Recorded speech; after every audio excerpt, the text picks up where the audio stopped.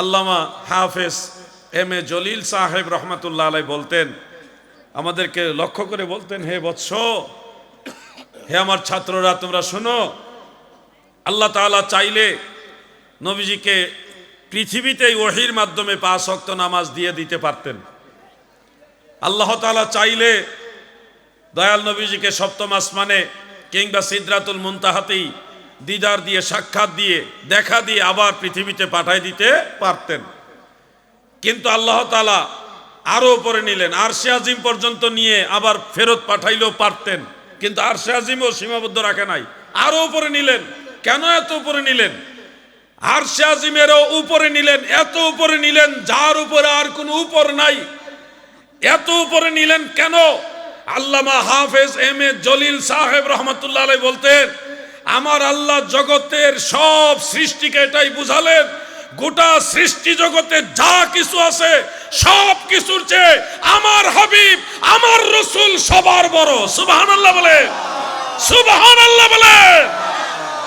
এই বিশ্ব জুড়ে ঘুরে, এই সারা জাহান ঘুরে, যার জোড়া পাবে না আমার নবীর মতো আর নবী পাবে না, আমার নবীর মতো আর নবী পাবে না। যার ইশকে স্বয়ং মতো খোদে আল্লাহ রব্বানা, যার ইশকে স্বয়ং মতো খোদে আল্লাহ রব্বানা, আমার নবীর মতো আর নবী পাবে না, আমার নবীর মতো আর নবী। এমন সম্মান দিয়েছে আল্লাহ আমাদের নবীকে। আল্লামা শেখ সাদী রহমাতুল্লাহ আলাইহি কবিতা লিখতেছেন নবীজির মেরাজকে ইন্ডিকেট করে, বালাগাল উলা বিকামালিহি কাশাফাদ দুজা বিজামালিহি হাসুনাত জামিউ খিসালিহি সাল্লু আলাইহি।